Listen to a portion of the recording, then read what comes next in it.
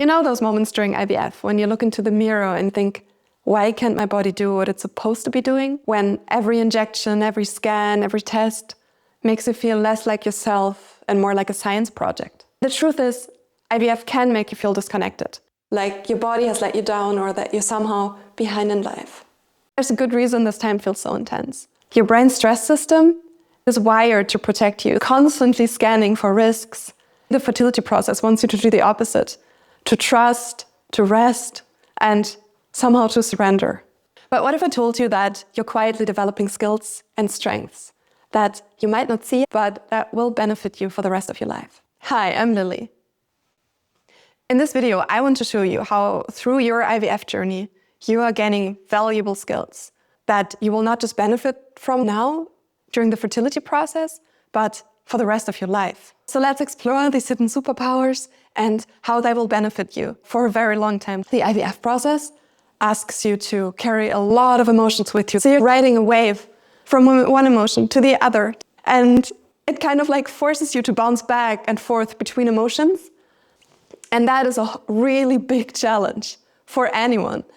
So let's say you experience the normal ups and downs in your life and deal with that.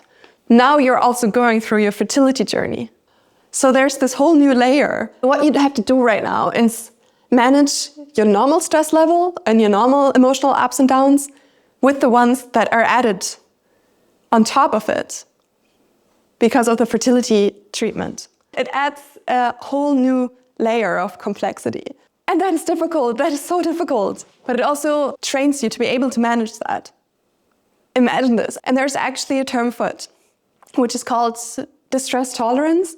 By going back and forth between all these emotions and experiencing all these emotions, you're actually building that muscle to be able to do that. And you're building a higher distress tolerance. Studies say that people who have a higher distress tolerance actually are more able to be resilient. So even if this feels very uncertain and very unsettling as of now, it will serve you in many other areas in life in the future, like situations in your job, in your family, relationships. It will basically benefit you whenever things are not going according to plan. Once the top layer goes away, the bottom layer will not feel that scary anymore on its own. Additional skills you will develop: setting your boundaries and being able to advocate for yourself. Once you start thinking about engaging in fertility treatment, you will likely see a lot of healthcare professionals with different opinions. So you will learn how to stand up for yourself in medical settings because you want to understand the process. Make sure all your questions are answered, or even bring a little list with all the topics that you want to discuss with your doctor or with your healthcare professional.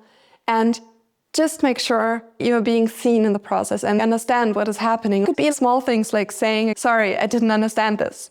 Do you mind repeating the information? Even though this might seem small to you, that is huge. That is a huge thing to learn, to be able to navigate these processes and make sure that you are being seen. Research shows that self-advocacy in fertility settings reduces stress in patients and also contributes to well-being, which is truly understandable. But not only that, you might also develop self-advocacy in your day-to-day life, communicating with family members, with friends who maybe have different opinions about the whole fertility treatment than you do. And they might tell you their opinions, give you advice that you might or might not want to take. Being able to manage that and figure out where your boundaries are is huge. And will benefit you throughout your whole life. Let's think about boundaries.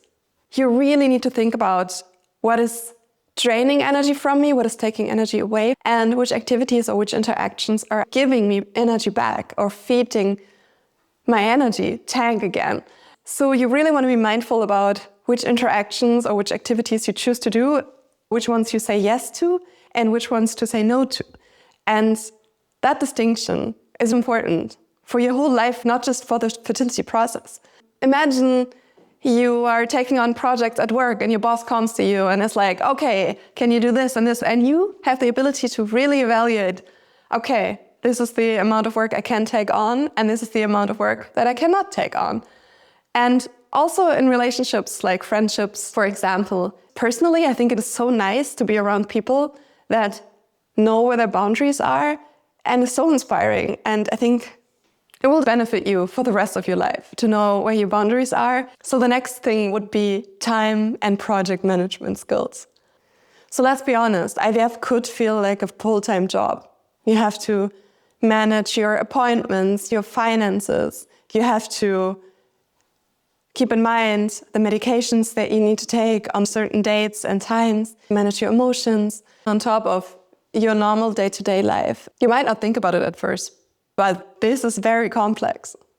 There's things that you learn, such as adapting when plans do not go as planned, being flexible, and prioritizing effectively, prioritizing what matters to you. These are high-level transferable skills. Staying organized and prioritizing during this process is definitely not easy. So the next time you catch yourself thinking that the fertility process is just happening to you, try to take a deep breath and think about that you're learning, growing, and becoming a stronger version of yourself with more resilience, more management skills, and being able to communicate your boundaries with clarity. You're juggling test results, medications, doctor's appointments, finances, emotions, logistics, and all of this while potentially being emotionally roller coasted by the hormones. So these high-level executive functions, like planning, prioritizing, scheduling, managing uncertainty, all of these you will learn during the IVF process. You have all these feelings, put them together, and you're like, okay, feelings, I got you, you got me, we're gonna do this together. Because I think this is also what IVF is about. You have all these feelings, you're gonna take them all, put them in your purse and be like, it's okay that all of you are here, we're gonna do this together anyway. I think this is a good thing. To do something that you want to do, even though you have all these feelings, but don't let it hold you back. Have the feelings, acknowledge the feelings, and take them with you. I think there are things you will learn through the fertility process. Of course, I would wish for you there would be a different way to learn these things, but it's not all for nothing. You will come out of this as a more resilient and stronger person. Don't make yourself small. Don't underestimate yourself, your worth, and your beauty. How strong, powerful you are to be able to go through it. Which part of the fertility journey are you in at the moment, and which parts are you struggling with the most? I'd love to hear from you. I have the 2-week weight support plan linked below. It is completely free to download. And if you're looking to build habits that make you feel more grounded, aligned, and calm during the 2-week wait, I think this video would be perfect for you. Thanks for watching, and I hope to see you in my next video. You got this.